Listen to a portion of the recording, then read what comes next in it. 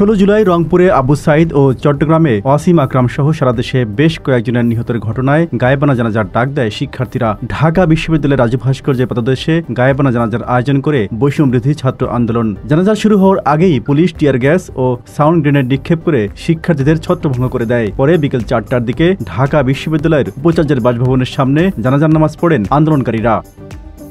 এদিন ভোরে তারা ঢাকা বিশ্ববিদ্যালয় সহ বিভিন্ন ক্যাম্পাস থেকে ছাত্রলীগের নেতাকর্মীদের তাড়িয়ে দেন এবং ক্যাম্পাসকে রাজনীতিমুক্ত করার ঘোষণা দেন। এই ঘটনার পর বিশ্ববিদ্যালয়গুলোর কর্তৃপক্ষ ক্যাম্পাস বন্ধ ঘোষণা করে শিক্ষার্থীদের আবাসিক হল খালি করার আদেশ দেন এবং সারা দেশে দেওয়া হয় ইন্টারনেট শাটডাউন।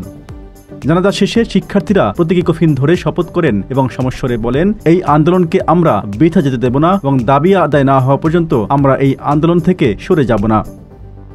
গায়েবানা জানাজার শেষে পুলিশের ব্যারিকেড ভেঙে আন্দোলনকারীরা টিএসসি অভিমুখে যাওয়ার চেষ্টা করেন। পুলিশ তাদের বাধা দেয় এবং কয়েক রাউন্ড সাউন্ড গ্রেনেড নিক্ষেপ করে। এ সময় আন্দোলনকারীরা সেখানেই অবস্থান নেয় এবং বিভিন্ন স্লোগান দেন।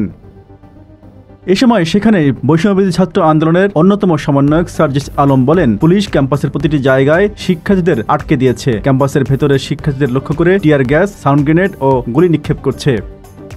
এছাড়া এদিন দেশের বিভিন্ন শিক্ষা প্রতিষ্ঠানে গায়েবানা জানাজা অনুষ্ঠিত হয়। সেখানে পুলিশ, ছাত্রলীগ, যুবলীগ সহ আওয়ামী লীগের বিভিন্ন অঙ্গ ও সহযোগী সংগঠনের নেতাকর্মীরা তাদের বাধা দেয় এবং কোথাও কোথাও সশস্ত্র হামলা চালায়।